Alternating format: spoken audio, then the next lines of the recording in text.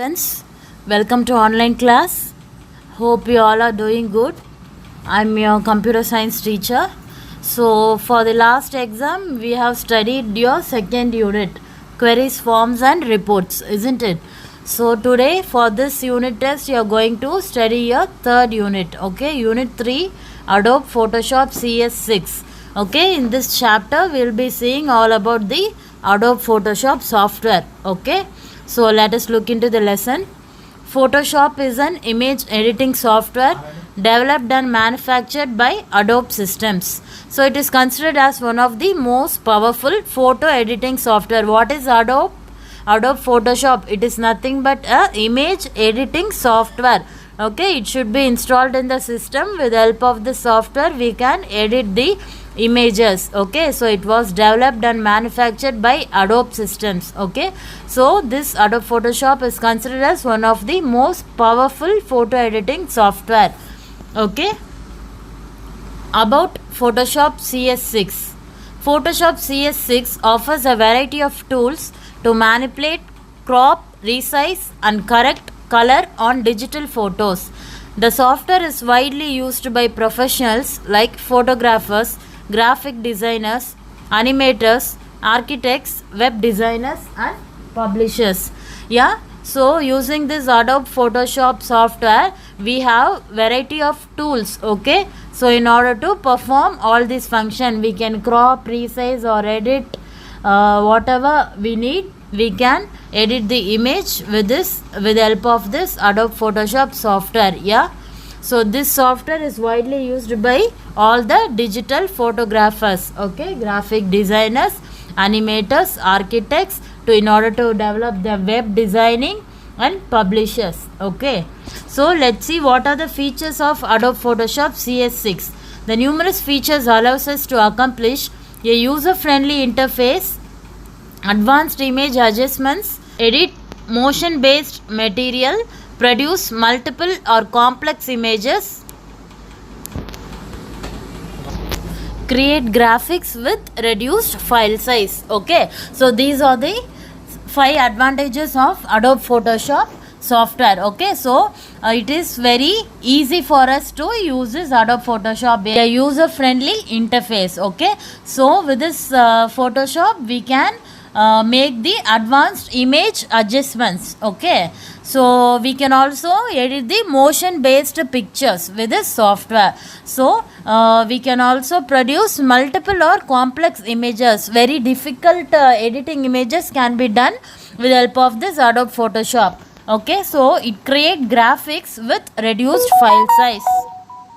So next we'll see how to start this Photoshop CS6. Okay, so click on Start, All Programs, Adobe Photoshop CS6, or click the shortcut on the desktop. So this is how you are going to start your Adobe Photoshop. Okay, just simply click the shortcut menu on your desktop. Otherwise, just start All Programs, Adobe Photoshop CS6. So next we'll see how to set up the document. Okay, so to set up the document correctly, some advanced planning is required. So in order to set up the document in this Adobe Photoshop software, we should basically have some advanced planning. Okay, so what is the advanced planning? Let's say this example, to design a brochure, the document setup should be horizontal and double-sided. So in this example, we are going to design a brochure. So in order to design a brochure, the document setup should be horizontal and double-sided.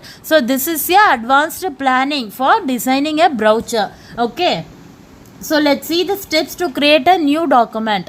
Select File menu and click New option. This opens the new dialog box as shown. So type the file name in the name text box. Set up the correct page size and orientation by adjusting the width and height. So these are the steps to be followed to open a new document. How we are going to open a new document? Click File menu. You'll be displaying the new dialog box when you click New option. Okay, under the File menu. So in this new dialog box, see this dialog box. So you will be showing the name text box. Here you are going to type the name for the file. Okay, So set up the correct page size and orientation. You need to set up the correct exact page size and orientation by adjusting the width and height. Okay, see this, you need to adjust the width and height, okay, in order to set up the correct page size and orientation. So let's see the available options. Okay, what are the available options in this new dialog box? First is page size and orientation. So let's see this in detail. Page size and orientation, it changes the page size by typing in values for width and height. So if we type the exact height and width of this file, it provides more control, okay, over the size and orientation of this page. Next, what is the available option? Resolution. Will you be able to see, children? The next option is resolution. Okay, so what is resolution? It is nothing but the number of pixels on a printed area of an image. Okay. So what is resolution? It is the number of pixels on a printed area of the given image. Okay, so if the resolution is higher, the number of pixels on the page is more, and also the quality of the image is better. Okay, so if you click one picture in your mobile phone or camera something, if you choose the high resolution, obviously the number of pixels will be more. Yes, do you understand? So also if we choose the higher resolution, if it occupies the number of pixels higher, the quality of our resulted image will be better. Okay, so increasing the resolution increases the image quality. So however, high resolution increases the size of the file, but if we choose higher resolution, it always increases the file size. Okay, so the standard recommended resolution for printed images is 150 to 300. For web images it is 72. Okay, so note this point well, it will be asked in fill-ups or choose. Okay, what is the standard recommended resolution? For printed images it is 150 to 300, whereas for web images it is 72. Okay, next available option is color mode. Okay, will you be able to see here? The next available option in new dialog box is color mode. What is color mode? Choose a best color mode that will fit the project.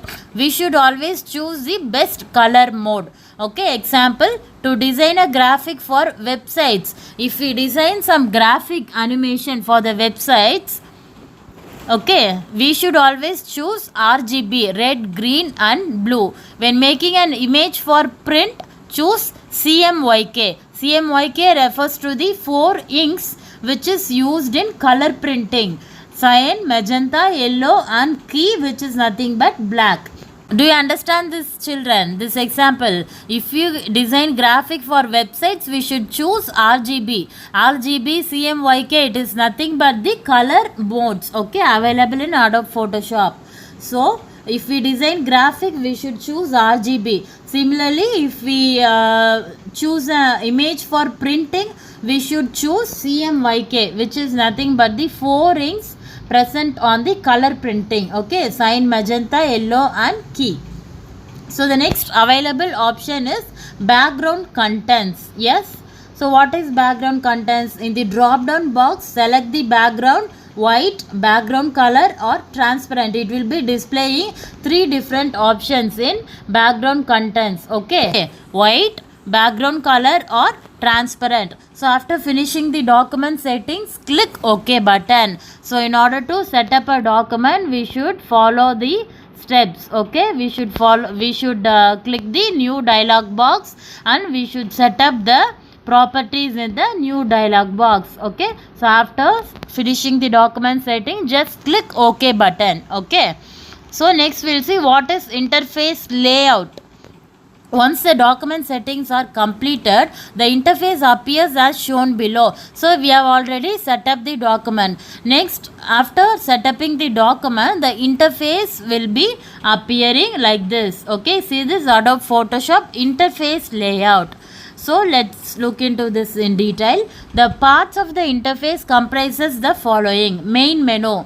See this interface layout consists of main menu and different options. Okay, so first we'll see about main menu. What is main menu? At the top of the screen is the main menu. It contains all the main functions of Photoshop such as file, edit, image, layer, select, filter, 3D, view, window and help. Okay, so where this main menu appear?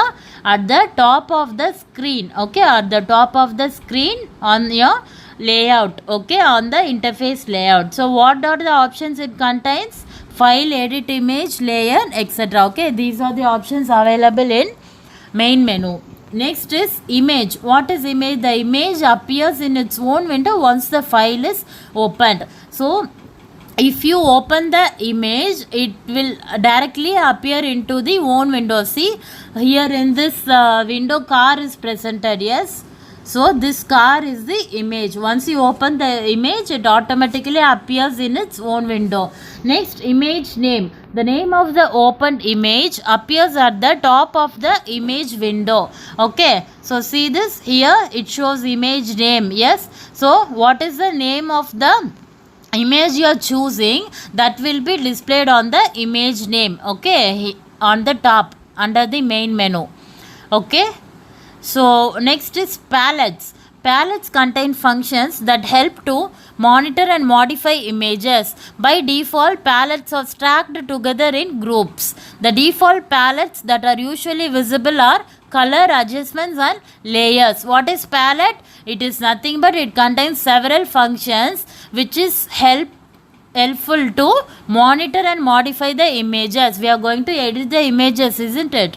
So in order to monitor the changes and modify the images, it contains various functions which is nothing but palettes. Okay, so by default palettes are stacked together in groups. Okay, so by default the usually visible palettes are color, adjustments and layers. Okay, see this on your right, on your right side of the interface layout, it is visible. Yes, color, adjustments and layers. Okay, so if in case none of the palettes are visible, we should go to the window in the main menu and choose the desired palettes. Okay, so if the palettes are not visible, we should select from the window option in the main menu. Okay, the most commonly used palettes in Adobe Photoshop CS6 are given. We'll look into this detail. Okay, so color, swatches, style. The color contextual tab displays the current foreground and background colors and RGB values for these color. This color contextual tab, see this is the color contextual tab. So this tab displays the current foreground and background colors and the RGB values. Okay, see R79, G234, B58. So these are the RGB values for these colors. Okay, so sliders can be used to change the foreground and background color in different color modes. We can change the color modes. Okay, choose a color from the spectrum of colors displayed in the color ramp at the bottom of the palette. See this? At the bottom of the palette, it is showing various colors. So we can choose the whatever color we want. Okay. So next is swatches. Okay. So now in the swatches contextual tab, choose a foreground or background color and add a customized color to the library. So we can add a customized color to the library using the swatches contextual tab. Okay. So the styles contextual tab allows to view, select and apply preset layer styles. By default, a preset style replaces the current layer style. Either the styles in the palette can be used or add a own style using the create new style icon. So using the styles contextual tab, it allows us to view, select and apply preset layer styles. Okay, so by default it replaces the current layer style. Okay, so this styles in the palette can be used. We can either use this or add a own style using the create new style icon. We can create our new style and we can add it using this styles contextual tab. Okay, understood children? So next we'll see about the toolbox. Most of the major tools are located in the toolbox for easy access. Okay, so most of our major tools in this Adobe Photoshop is located in the toolbox. Okay, for easy access. So the toolbox consists of several tools, but we do not use all of them. Some tools in the toolbar have additional hidden tools. These tools have small white triangles in the right corner of the tool. To view the hidden tools, click and hold down on any tool that has a white triangle in the corner. See this toolbox consists of several tools, but we are not going to use the every tools presented in this toolbox. So some of the tools also have the hidden tools inside. Okay, so how it is represented, hidden tools? It will be represented by small white triangles. Okay, small white triangles in the right corner of the tool. So if you want to view the hidden tools, we have to click and hold on any tool, okay, which has this white triangle in the corner. Okay, so this is about the toolbox. Okay, understood. So next we'll see how to select tools, selection tools. The tools in this category helps to select whole or part of an image. First is mark tool. This tool allows to select a portion of the image in different shapes. Using this mark tool, we are going to select a particular portion of the image in different shapes. So there are 4 mark tools. Okay, what are they? The steps to use the mark tool are: select an image by choosing a rectangular mark or an elliptical mark. Okay, we are going to initially we are going to select the image by using either rectangular mark or elliptical mark. Okay, then drag the mark over the selected area of an image. Next we are going to drag the mark, okay, over the selected area of the image. So this is how you are going to use the mark tool. Okay, next we'll see about lasso tool. Okay, this tool is used to select an object by drawing a free-handed border around it. Okay, the steps to use the lasso tool are: select the desired lasso tool button, drag to draw a free-handed border around the area of the image. So this lasso tool is used to select an object by drawing. We can draw free-handed border. Okay, we can draw free-handed border for the image selected using this lasso tool. What are the steps? First, select the desired lasso tool button, then drag and draw a freehand border around the area of the image. See, around the area of this image we have drawn a border, okay, using this lasso tool. Will you be able to see?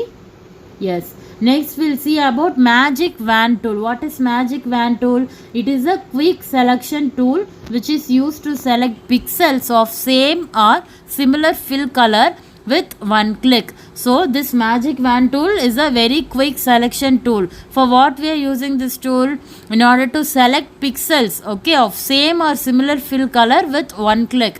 In order to select the pixels, we are using this magic wand tool. What are the steps? Select the magic wand tool, click anywhere in the image, all the adjacent pixels or similar color gets selected. Okay, so first we are going to select the magic wand tool, then we can click anywhere in the whole image, okay, so that all the adjacent pixels with the same or similar color. If you are choosing blue, it is going to select the same or similar color, okay, gets selected. Okay, so next we'll see about move tool. What is move tool? This tool is used to select and move the entire image or a selected portion to a new location. Using this tool, we can move a particular portion or the whole image into a different location. Okay, let's see. So let's see the steps to use this move tool. Okay, select the part of the image using quick selection tools. Select the move tool from the toolbox. Drag the selected part of the image to the desired location. See this picture here, this bird picture, okay, is being selected, okay, using this move tool. Then we are replacing it in the different location. Yes. So next we'll see about crop tool. What is crop? This tool is used to remove or hide parts of an image that are not required. Using this crop tool, we can hide the part of the image which is not required for us. Okay, what are the steps? Select the crop tool from the toolbox. Click and drag the tool over the part of the image that is to be kept as desired. We are going to select the crop tool from the toolbox. Then we are going to click and drag only the part of the image which is required for us. Okay, whichever part of the image you need, you can just select. Okay, we can just crop it. Resize the selected area by dragging the squares at the sides and corners. In order to resize this selected area, we can drag the squares. Okay, press enter key after placing the size of the crop box correctly. Okay, see this picture. Using crop tool, we are cropping the bird picture. Only part of the image we are cropping. Okay, see this cropped image after performing crop of operation.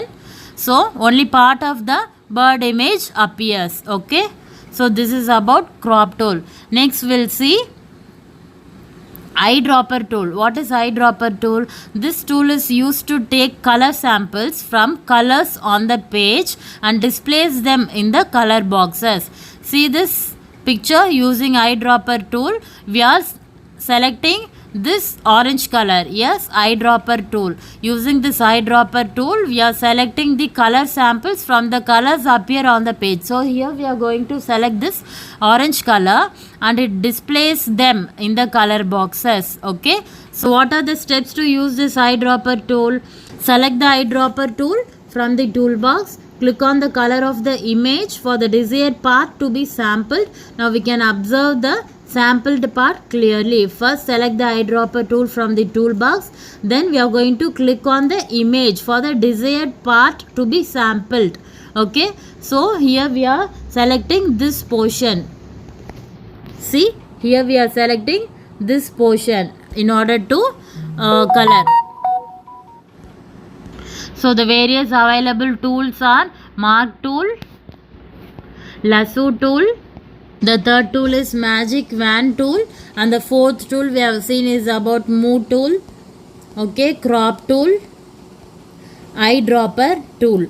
Okay, so this is about today's class, children. All of you take a computer science book and have a quick revision on this video.